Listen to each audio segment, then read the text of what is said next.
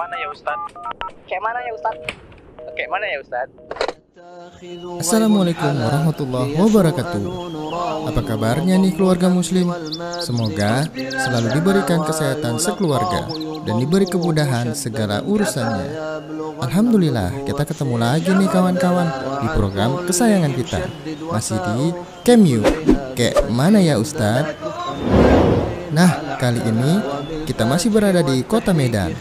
Dan kita sudah menerima pertanyaan dari beberapa warga Medan. Kira-kira pada mau tanya apa aja ya sama Ustadz? Ya udah yuk kita langsung saja ke pertanyaan pertama. Tetap di KMU. Kayak mana ya Ustadz?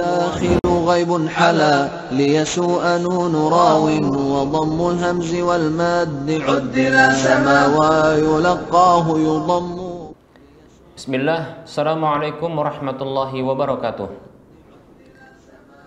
Innal hamdalillah wassalatu wassalamu ala Rasulillah wa ala alihi wa ashabihi wa man walah wa la haula wa la quwwata illa billah, amma ba'd. Para pemirsa Rosyad TV di mana saja Anda berada rahimani wa rahmakumullah. Ada pertanyaan dari saudara kita yang menanyakan tentang hukum saweran yang ditujukan kepada seorang qari, yaitu pembaca Al-Quran yang sedang membaca Al-Quran di atas panggung, yaitu memberikan saweran berupa uang kepadanya tatkala dia membaca Al-Quran. Apa hukumnya? Baik para hamba Allah rahimani wa rahimakumullah, sebelum kita menjawab pertanyaan ini, kami ucapkan syukran jazilan wa jazakallahu khaira. Semoga Allah subhanahu wa ta'ala menjauhkan kita dari segala keburukan dalam kehidupan dunia dan akhirat kita. Amin ya rabbal alamin. Baik para hamba Allah rahimani wa rahimakumullah, ketahui bahwa Al-Quran adalah kalam Allah, bukan makhluk. Maka hendaknya seorang muslim menjauhi segala bentuk tindakan-tindakan yang bisa merendahkan dan menghinakan Al-Quran. Para hamba Allah rahimani wa rahimakumullah, saweran atas sesuatu secara umum ini ditujukan untuk orang-orang yang mereka melantunkan nyanyian-nyanyian atau lagu-lagu yang disertai dengan alat musik. Nah, tentunya hal ini bentuk kemaksiatan, karena sesungguhnya Nabi kita Muhammad sallallahu alaihi wasallam telah mengharamkan alat musik, begitu juga mengharamkan nyanyian-nyanyian.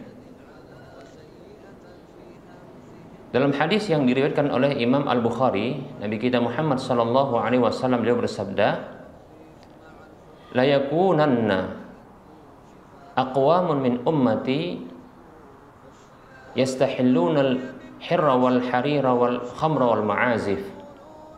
Hadis ini hadis yang dikeluarkan oleh Imam Al-Bukhari dalam kitab sahihnya. Nabi kita Muhammad sallallahu alaihi wasallam beliau bersabda, sungguh benar-benar akan ada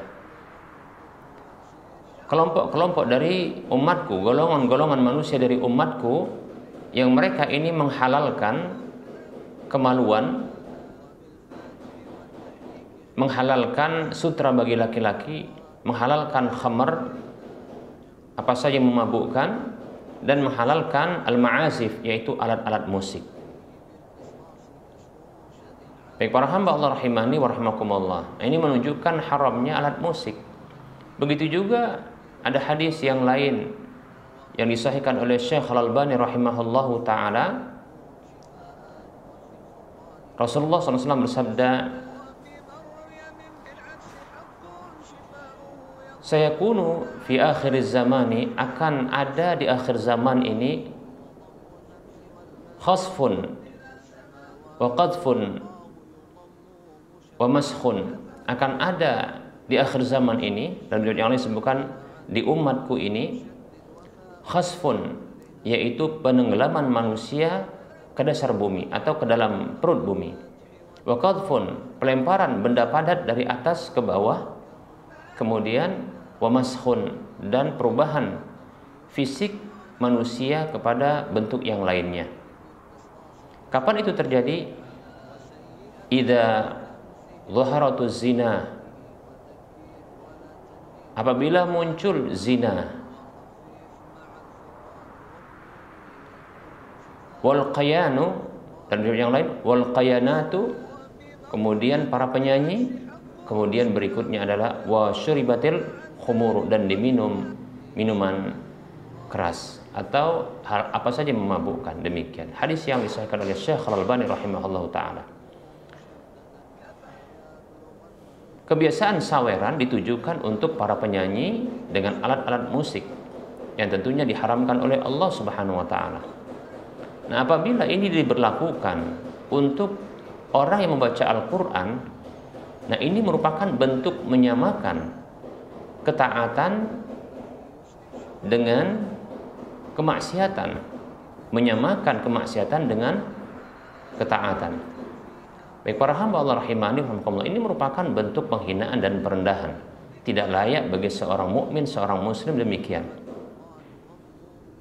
Dan dikhawatirkan ini merupakan bentuk kekufuran. Dikhawatirkan ini merupakan bentuk kekufuran. Dalil yang menunjukkan bahwasanya penghinaan terhadap Al-Quran merupakan bentuk kekufuran adalah firman Allah Subhanahu wa taala dalam surah At-Taubah. Allah mengatakan, a'udzu billahi minasyaitonir rajim. Qul abillahi wa ayatihi wa rasulihi kuntum tastahzi'un la ta'tadiru qad kafartum ba'da imanikum. Allah katakanlah wahai Muhammad sallallahu alaihi wasallam kepada umatmu, apakah terhadap Allah, kepada ayat-ayat Allah, yaitu ayat-ayat Allah diantaranya Al-Quran, dan Rasul Allah, kalian memperolok-olok, kalian menghinakan, kalian merendahkan? Jangan kalian cari alasan lagi, sungguh kalian telah kufur setelah kalian beriman. Dikhawatirkan tindakan tersebut merupakan bentuk kekufuran, maka tidak layak seorang mukmin, seorang muslim melakukan tindakan seperti ini yang menghantarkan kepada penghinaan terhadap Al-Quran. Demikian pula memberikan saweran kepada seorang pembaca Al-Quran, dan ini merupakan bentuk pembayaran terhadap bacaan Al-Quran tersebut. Sebagaimana seorang penyanyi yang dia dibayar, diberi penghargaan dengan uang terhadap lagu yang dinyanyikannya. Begitu juga dikhawatirkan hal ini terjadi bagi para qori yang diberikan saweran atas bacaan Al-Qur'annya. Ada larangan Nabi Shallallahu Alaihi Wasallam kepada umatnya untuk kita mengambil pembayaran dari bacaan Al-Qur'an kita. Dalam hadis yang berasal dari sahabat Abdurrahman ibnu Shibrin al-Ansari radhiyallahu anhu yang mengatakan, sami'tu Rasulullah sallallahu alaihi wasallam yaqulu, aku mendengar Rasulullah sallallahu alaihi wasallam beliau bersabda, iqra'ul qur'ana, bacalah oleh kalian Al-Qur'an itu, wala ta'kulu bihi, dan janganlah kalian makan mencari makan dengannya, wala tastaksiru bihi, dan jangan kalian memperbanyak harta dengannya, wala tajfu anhu, dan jangan kalian mengabaikannya, jangan kalian menghinakannya, wala taghlu fihi, dan janganlah kalian berlebih-lebihan di dalamnya. Hadis ini hadis yang dikeluarkan oleh Imam Ahmad dalam musnadnya dan disahihkan oleh Syekh Al-Albani rahimahullahu taala dalam Sahihul Jami di nomor urut hadis 1168. Begitu juga ada riwayat hadis dari Jabir bin Abdullah radhiyallahu anhuma Qala, ia mengatakan, kharaja alaina Rasulullah sallallahu alaihi wasallam wa nahnu naqra'ul Qur'ana. Rasulullah sallallahu alaihi wasallam itu pernah keluar menemui kami dalam kondisi kami membaca Al-Qur'an. Wa fina al-a'rabiyyu wal a'jamiyyu. Di tengah-tengah kami ada orang Arab, ada orang Ajam, non-Arab. Faqala, maka Rasul bersabda sallallahu alaihi wasallam, "Iqra'u fakullun hasan." Bacalah Al-Quran itu oleh kalian, maka semuanya itu bagus. Wa sayaji'u aqwamun yuqimunahu kama yuqamul qidhu yata'ajjalunahu wa la yata'ajjalunahu. Kelak akan datang kelompok-kelompok orang yang mereka menegakkan Al-Quran itu sebagaimana ditegakkan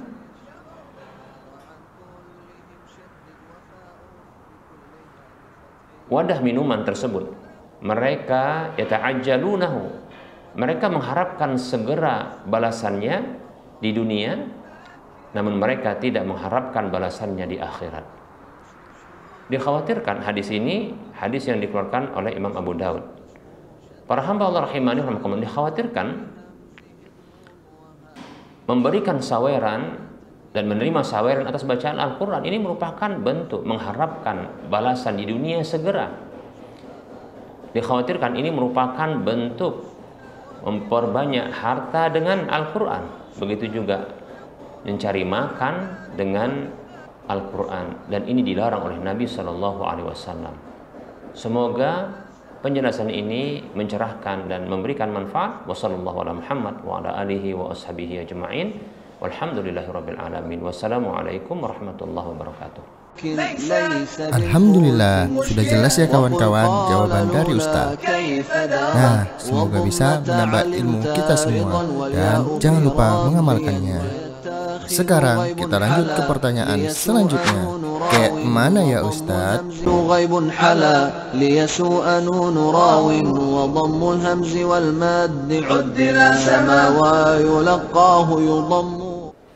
Bismillah, assalamualaikum warahmatullahi wabarakatuh. Alhamdulillahi rabbil alamin. Wassalatu wassalamu ala ashrafil anbiya'i wal mursalin wa ala alihi wa ashabihi ajma'in wa man tabi'ahum bi ihsanin ila yaumiddin, amma ba'd. Para pemirsa Rosyad TV di mana saja Anda berada, rahimani wa rahimakumullah.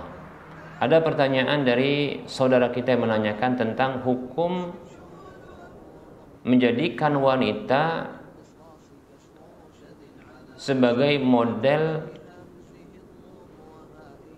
promosi sebuah barang dagangan, baik itu fisiknya maupun suaranya.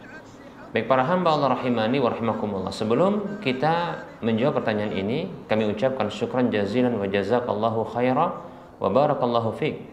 Semoga Allah Subhanahu wa taala menambahkan ilmu yang bermanfaat kepada kita, sekaligus semoga Allah memberikan taufik kepada kita untuk mengamalkan ilmu yang sampai kepada kita.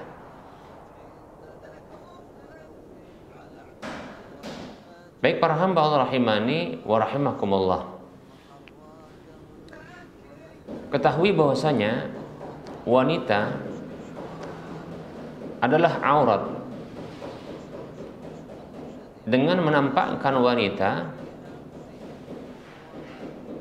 maka ini akan mengakibatkan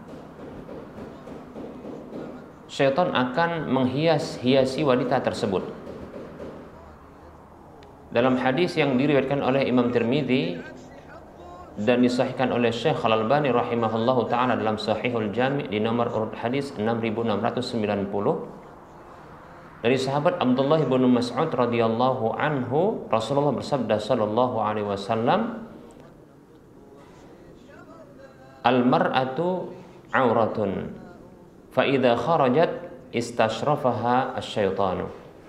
Wanita itu adalah aurat, maka apabila dia keluar, maka syaitan akan menghiasnya, akan menghiasinya. Baik para hamba Allah rahimani wa rahimakumullah, menjadikan wanita sebagai model promosi sebuah barang, ini merupakan bentuk merendahkan wanita. Karena dia merupakan sesuatu yang mulia, sesuatu yang berharga, bahkan lebih berharga ketimbang perhiasan yang paling berharga. Menjadikan dia model, bahkan sampai menampakkan auratnya, ini merupakan bentuk merendahkannya. Dan tentunya sebuah hal yang terlarang, melihat aurat lawan jenis kita. Bahkan Rasulullah bersabda sallallahu alaihi wasallam dalam hadis yang sahih, la yandurir rajulu ila auratir rajuli wa la tanduril mar'atu ila auratil mar'ati. Atau kama qala sallallahu alaihi wasallam.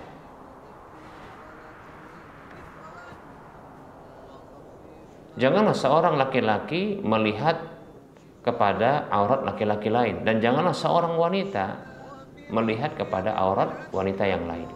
Ini saja terlarang. Apalagi bila sebaliknya, yaitu laki-laki yang bukan mahram dan bukan pula suaminya melihat aurat wanita yang bukan mahram dan bukan istrinya. Begitu sebaliknya. Demikian para hamba Allah rahimani wa rahimakumullah. Maka tentunya terlarang, tidak boleh. Andaikan pun model wanita tersebut menutup auratnya, maka tentu syaitan akan menghias-hiasinya sehingga akan menjadikannya tampak indah, maka tidak layak. Lebih-lebih tindakan tersebut menentang hadis yang telah kita sebutkan, bahwasanya wanita itu adalah aurat. Maka apabila kita mengeluarkannya, wanita itu keluar, maka ini akan dihiasi oleh syaitan. Demikian. Baik para hamba Allah rahimani wa rahimakumullah. Adapun terkait dengan menjadikan suara wanita sebagai suara yang mempromosikan barang dagangan dengan tidak menampakkan fisik wanita tersebut, maka ini lebih ringan, walaupun tidak selayaknya dilakukan demikian. Karena bisa jadi wanita tersebut nantinya akan melemah lembutkan suaranya, padahal Allah Subhanahu wa ta'ala melarang wanita tersebut melemah lembutkan suaranya. Kata Allah Subhanahu wa ta'ala di dalam surah Al-Ahzab ayat 32, Allah katakan, a'udzu billahi minasyaitonir rajim, fala takhda'na bil qawli fayatama'al ladzi fi qalbihi maradu wa qulna qawlan ma'rufa. Kata Allah Subhanahu wa ta'ala, janganlah kalian wahai para wanita melemah lembutkan suara, ucapan, sehingga orang-orang yang di dalam hatinya ada penyakit itu menginginkan. Namun ucapkanlah perkataan yang baik. Baik para hamba Allah rahimani wa rahimakumullah. Terkadang wanita tidak bisa menyadari ucapannya itu lembut atau tidak lembut. Sementara yang menjadi pendengar itu bukan hanya wanita juga, bisa jadi adalah laki-laki. Dan di antara mereka yang mendengar itu bukanlah suami bagi wanita tersebut, begitu juga bukan pula mahram bagi wanita tersebut. Ini dikhawatirkan jatuh kepada larangan ini. Oleh karenanya tidak layak menjadikan wanita, baik itu fisiknya maupun suaranya, sebagai sarana untuk mempromosikan barang. Tidak layak seorang mukmin menjadikan wanita-wanita mereka, dan tidak layak bagi seorang mukminah, seorang wanita beriman, untuk merendahkan diri mereka dengan menjadikan wanita dan diri-diri mereka itu sebagai sarana promosi barang yang nilainya tak seberapa. Sementara wanita begitu mulia dan begitu berharga di dalam agama kita.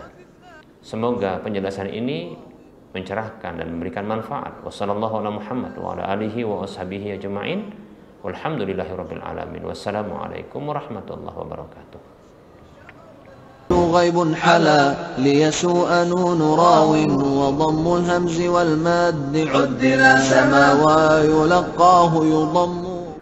Bismillah. Assalamualaikum warahmatullahi wabarakatuh. Alhamdulillahilladzi arsala rasulahu bil huda wa dinil haqqi liyudhhirahu 'alad dini kullihi wa kafa billahi shahida. Wa asyhadu an la ilaha illallah wahdahu la syarika lah. Wa asyhadu anna Muhammadan abduhu wa rasuluhu la nabiyya ba'dah. Amma ba'd. Para pemirsa Rosyad TV di mana saja Anda berada rahimani wa rahimakumullah. Ada pertanyaan dari saudara kita yang menanyakan tentang amalan khusus di bulan Sya'ban. Baik para hamba Allah rahimani wa rahimakumullah, Sya'ban adalah bulan yang berada 1 bulan sebelum Ramadan. Para hamba Allah rahimani wa rahimakumullah, ada beberapa amalan yang khusus yang bisa dilakukan di bulan Sya'ban. Di antaranya adalah memperbanyak puasa.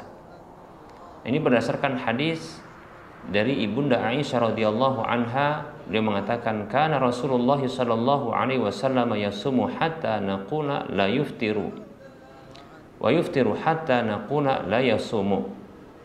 Ibunda Aisyah radhiyallahu anha mengatakan, dahulu Rasulullah SAW itu berpuasa sampai kami mengatakan beliau tidak akan berbuka, dan beliau berpuasa dan beliau tidak berpuasa sampai katakan beliau tidak akan berpuasa berikutnya. Fama ra'aitu Rasulullah sallallahu alaihi wasallam istakmala siyama syahrin illa ramadana. Dan tidaklah aku pernah melihat Rasulullah sallallahu alaihi wasallam menyempurnakan puasa 1 bulan kecuali bulan Ramadan. Wa ma ra'aituhu aktsara siyaman minhu fi Sya'ban. Dan aku belum pernah melihat beliau lebih banyak berpuasa daripada beliau berpuasa di bulan Sya'ban. Hadis ini hadis yang dikeluarkan oleh Imam Al-Bukhari dan Imam Muslim. Ini amalan yang dianjurkan untuk dilakukan ya di bulan Sya'ban, yaitu memperbanyak puasa. Bahkan pengkabaran tentang banyaknya puasa ini bukan hanya dari Ibunda Aisyah radhiyallahu anha, bahkan dari istri beliau sallallahu alaihi wasallam yang lainnya seperti Ummu Salamah radhiyallahu anha. Beliau mengatakan, ma ra'aitun nabiyya sallallahu alaihi wasallam yasumu syahraini mutatabi'aini illa Sya'bana wa Ramadana. Hadis ini hadis yang dikeluarkan oleh Imam An-Nasa'i dan Tirmidzi dan disahihkan oleh Syekh Al-Albani rahimahullahu taala.